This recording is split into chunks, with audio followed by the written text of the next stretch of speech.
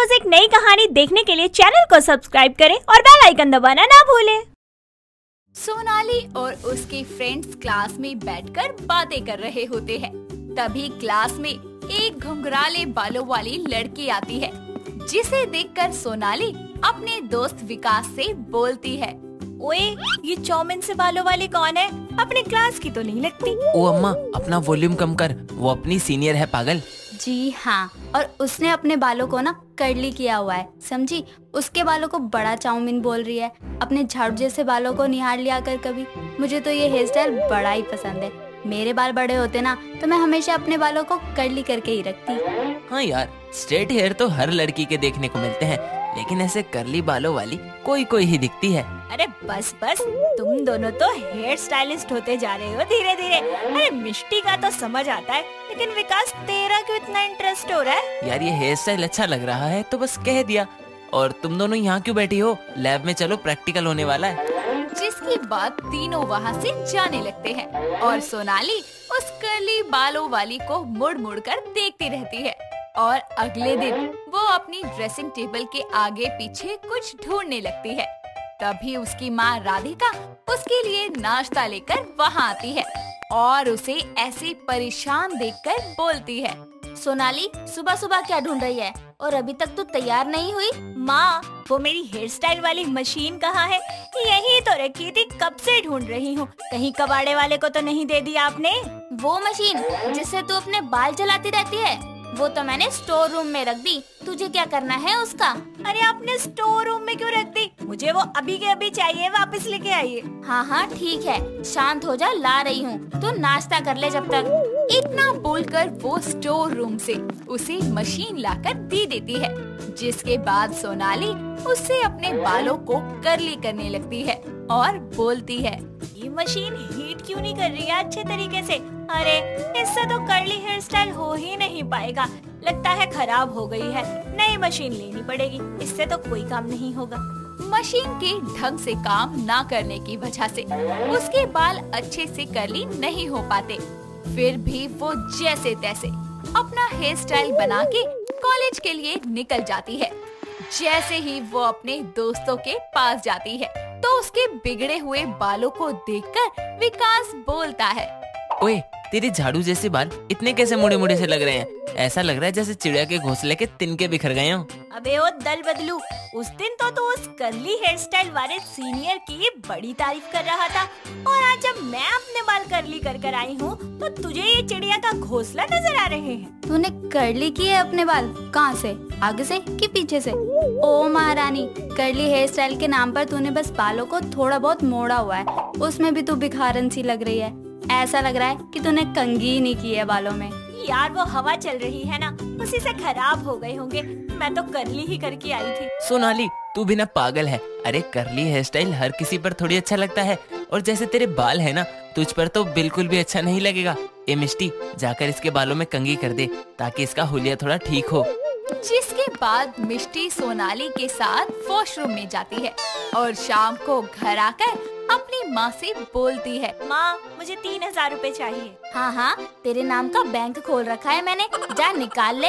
अरे मुंह फाड़ने से पहले कुछ सोचती भी है या नहीं? और इतने पैसे क्यों चाहिए तुझे? कोई पार्टी वार्टी करनी है क्या? माँ, मुझे कोई पार्टी नहीं करनी, बल्कि मुझे नया हेयर स्ट्रेटनर लेना है ताकि मैं अपने बाल कर्ली कर सकूं। अरे हेयर स्ट्रेटनर से तो बाल सीधे होते हैं, और तेरे बाल तो पहले से ही सीधे हैं। माँ, हेयर स्ट्रेटनर से बाल कर्ली भी कर सकते हैं, और वैसे भी वो मेरी पुरानी वाली मशीन ना धुआं मार गई, मतलब खराब हो गई, तो नई तो लेनी पड़ेगी ना।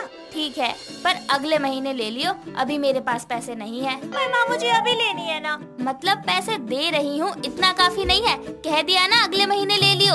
इतना बोलकर वो किचन में चली जाती है और सोनाली खुद से बोलती है, यार सोनाली, माँ ने तो तुझे अगले महीने के लिए टरका दिया।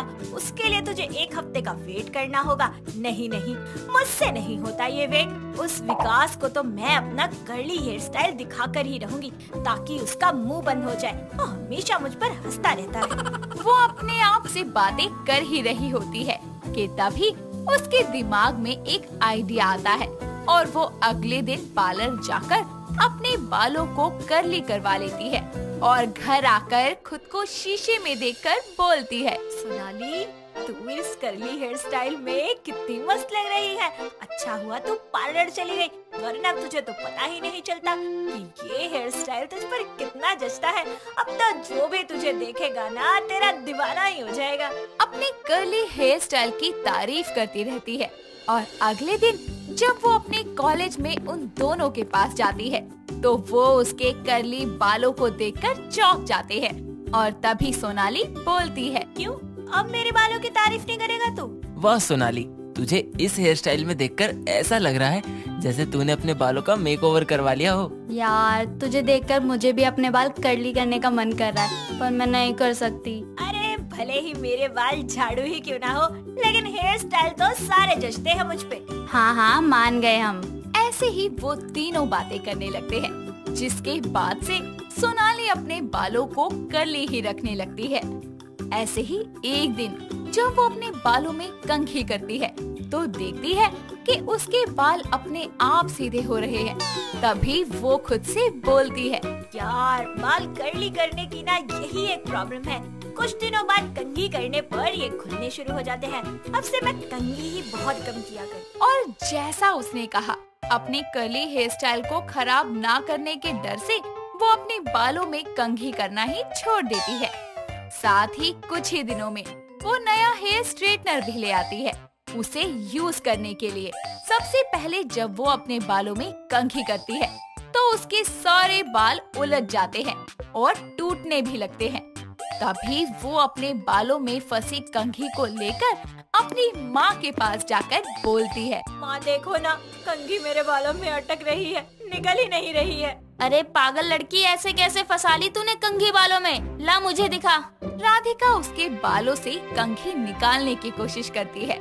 काफी देर बाद कंघी तो निकल जाती है, लेकिन उसमें सोनाली के बहुत बाल भी टूट जाते हैं। तभी उसकी माँ बोलती है, हाय पागल लड़की, कितने दिनों से कंघी नहीं की तूने? तूने अपने बालों को देखा है जरा, कितने उलझ गए हैं, ऊपर से टूट भी रहे हैं। क्या माँ, मैं तो रोज कंघी करती हूँ, धूल मिट्टी पड़ गई है बालों में, इसलिए ऐसा हो रहा होगा। इतना बोलकर वो अपने कमरे में चली जाती है और बालों को मशीन से कर्ली करने लगती है। ऐसे ही वो रोज कर्ली हेयर स्टाइल करने के लिए हेयर स्ट्रेटनर का यूज किया करती, जिससे उसके बाल जरूरत से ज्यादा टूटने लगते हैं और उसके घने बाल धीरे धीरे बहुत ही ज्यादा पतले हो जाते हैं। तभी एक दिन मिष्टी उससे बोलती है, सोनाली, जब से तूने ये कर्ली हेयर स्टाइल करना शुरू किया है ना, तब से तेरे बाल बहुत पतले होते जा रहे। ध्यान रख यार, कहीं पतले होते होते ये खत्म ही ना हो जाए। उसके इतना बोलते ही वो अपने बालों को देखने लगती है और घर आकर बालों को धोती है और तौलिए से पोंछने लगती है। तभी वो देखती है कि तौलिए में भी बहुत सारे बाल चिपके हुए हैं। ये देखकर वो खुद से बोलती है, सच में मेरे बालों की तो वजह दशा ही बेकार हो गई है।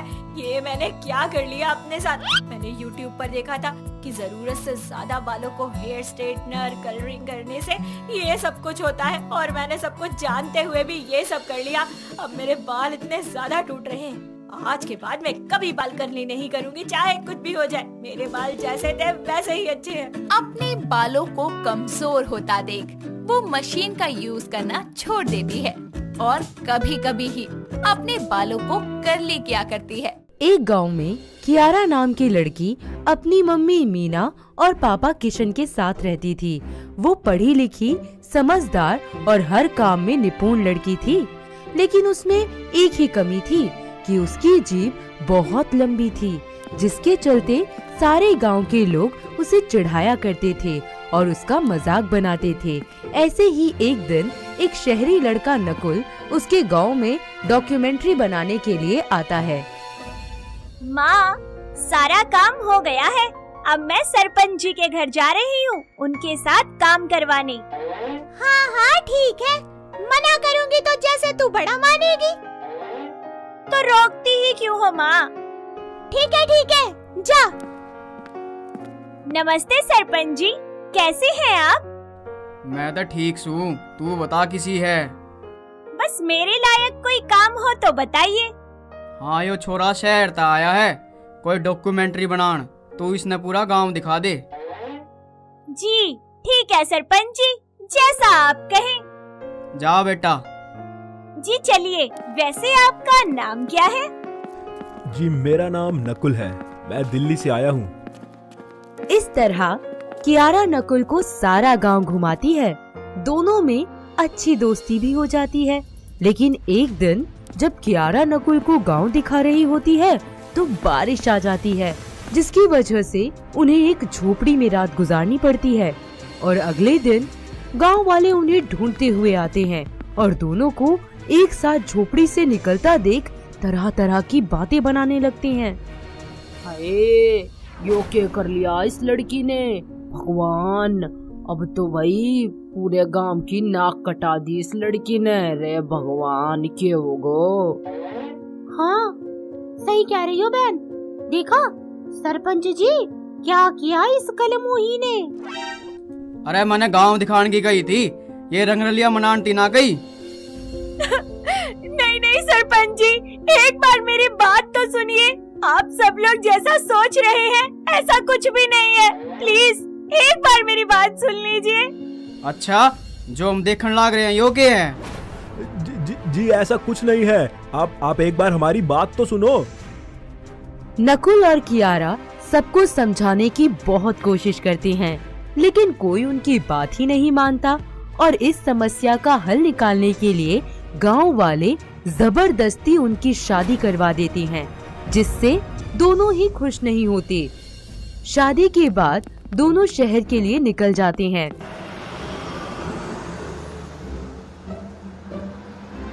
तभी नकुल कियारा से कहता है, तुम अब ये मत सोचना कि तुम मेरे साथ मेरी बीवी बनकर रहोगी। पर मैं कहाँ जाऊंगी, आप ही बताइए। मुझे नहीं पता। नकुल जी, पर कुछ नहीं, अब तुम अपने रास्ते और मैं अपने रास्ते। जी ठीक है, अब मैं आप पर बोझ नहीं बनूंगी, मैं जा रही हूँ। कियारा को शहर में अकेला छोड़कर नकुल वहाँ से चला जाता है, जिसके बाद वो कुछ दिन यहाँ वहाँ भटकती रहती है और घरों में छोटा मोटा काम करके अपना पेट पालती है। ऐसे ही एक दिन शहर में टैलेंट मेला लगता है, जहाँ सभी लोग अपना कुछ न कुछ करतब दिखा रहे होते हैं, जिनको देखकर कियारा भी अपने ऐसे ही हुनर के बारे में सोचने लगती है। कुछ दिन यूं ही बीत जाते हैं। वो मेहनत करके पैसे जमा करती है और बाजार से पेंटिंग बनाने का सामान ले आती है। वो अपनी लंबी जीप को पॉलीथीन से कवर कर रंग में डुबोती और पेंटिंग करना शुरू कर देती है। फिर उन्हें ले जाकर बाजार में बेचना शुरू कर देती है। देखते ही देखते कियारा की लंबी जीप से बनी पेंटिंग्स पूरे शहर में मशहूर हो जाती हैं। एक दिन वहाँ शहर का बहुत बड़ा रिपोर्टर सुनील चौधरी आता है और कियारा की लंबी जीप से बनी अनोखी पेंटिंग देखकर हैरान हो जाता है और कियारा से पूछता है, क्या सच में तुमने ये सारी पेंटिंग अपनी जीप से बनाई है? मैंने कभी नहीं सोचा था कि इस तरीके से भी इतनी खूबसूरत पेंटिंग बन सकती है। जी बस सच्ची लगन और हुनर होना चाहिए, बाकी सब खुद ब खुद हो जाता है। क्या मैं आपका वीडियो बना के इंटरनेट पे डाल सकता हूँ? जी डाल दीजिए, पर उससे क्या होगा? जी इससे होगा ये कि आपकी पेंटिंग बहुत फेमस हो जाएगी। अच्छा तो ये बात है, ठीक है 2 मिनट रुकिए, अभी आपको लाइव बना के दिखाती हूँ। सुनील कियारा की जीप से पेंटिंग बनाते हुए एक वीडियो सोशल मीडिया पर डाल देता है, जिसके बाद वो और भी ज्यादा फेमस हो जाती है। उसकी अनोखी पेंटिंग्स की डिमांड्स बढ़ने लगती हैं। साथ ही विदेश के लोग भी उसकी ये अद्भुत कलाकारी देखने के लिए उसके पास आने लगते हैं। और ऐसे ही एक दिन रिपोर्टर सुनील चौधरी के पास गिनीज वर्ल्ड रिकॉर्ड के डिपार्टमेंट से कॉल आती है। वो लोग उनसे कियारा के बारे में पूछते हैं और सुनील से कियारा के बारे में जानने के बाद वो कियारा से मिलने के लिए अपनी एक टीम को भेजने को बोलते हैं। ये सब सुनकर सुनील को बहुत अच्छा लगता है और ये खुशखबरी सुनाने के लिए वो कियारा के पास जाता है। कियारा जल्दी इधर आओ, एक बात बतानी है तुम्हें। जी कहिए सुनील जी, क्या बात है? आज तो आप बड़े खुश लग रहे हैं। अरे बात ही कुछ ऐसी है, अगर तुम सुनोगी तो तुम भी खुश हो जाओगी। अच्छा तो आप बता भी दीजिए। तभी सुनील कियारा को सारी बात बताता है, जिसके बाद कियारा बहुत ही गौरवान्वित महसूस करती है। वक्त बीतता जाता है। गिनीज वर्ल्ड रिकॉर्ड की टीम कियारा का इंटरव्यू लेकर और उसका वीडियो बनाकर वहां से चले जाते हैं। थोड़े ही वक्त बाद उसके लिए लंदन से बुलावा आता है, जिसमें वो लाखों लोगों के सामने अपनी लंबी जीप से पेंटिंग बनाकर दिखाती है। वहीं नकुल को भी अपने किए पर पछतावा होने लगता है। वो उससे माफी मांगने के लिए उसे हर जगह तलाशता है, पर उसका कहीं पता नहीं चलता। वो थक हार कर एक टी स्टॉल पर बैठा होता है। तभी टीवी पर कियारा गिनीज वर्ल्ड रिकॉर्ड्स में नाम दर्ज होने की न्यूज आती है, जिसे देखकर नकुल हक्का बक्का रह जाता है। वो कियारा से मिलने सीधा एयरपोर्ट जाता है। तुम यहाँ क्या कर रहे हो? और तुमने तो कहा था ना कि मैं तुम्हें भूल जाऊं, तो फिर यहाँ क्यों आए हो? हाँ मैंने कहा, लेकिन अब मुझे मेरी गलती का एहसास हो गया है। ओ अच्छा समझ गई। अब जब मैं फेमस हो गई हूँ तो तुम मुझ पर अपना हक जताने आए हो? अरे नहीं, ऐसा नहीं है। मुझे तो कभी पता ही नहीं था कि तुम्हारी जीभ इतनी लंबी है और तुम में इतना टैलेंट है। तो अब तो पता चल गया ना। अब आप जाइए यहाँ से। मैं अपनी जिंदगी में अकेले बहुत खुश हूँ। नहीं कियारा, ऐसे मत करो। प्लीज मुझे माफ कर दो। मैं जानता हूँ मैंने जो किया गलत किया, पर मैं यहाँ तुम्हारा नाम या टैलेंट देखकर नहीं आया, बल्कि अपने प्यार के खातिर आया हूँ। I love you Kiara. ठीक है, अब की बार मुझे छोड़कर तो नहीं जाओगे ना? वादा करो मुझसे। मरते दम तक नहीं, वादा रहा मेरा तुमसे। कियारा नकुल को माफ कर देती है। दोनों मंदिर में जाकर शादी कर लेते हैं और अपनी नई जिंदगी की शुरुआत करते हैं। तो दोस्तों, कैसी लगी आपको हमारी लंबी जीप से अनोखी पेंटिंग करने वाली ये बहू? क्या आपके आसपास भी कोई अनोखी कलाकारी दिखाने वाली बहू है? अगर हाँ, तो यार कमेंट करो ना हमें। दोस्तों, अगर आपको ये कहानी पसंद आई तो इसे लाइक करें, शेयर करें और कमेंट करके बताएं कि कहानी में आपको सबसे अच्छा क्या लगा।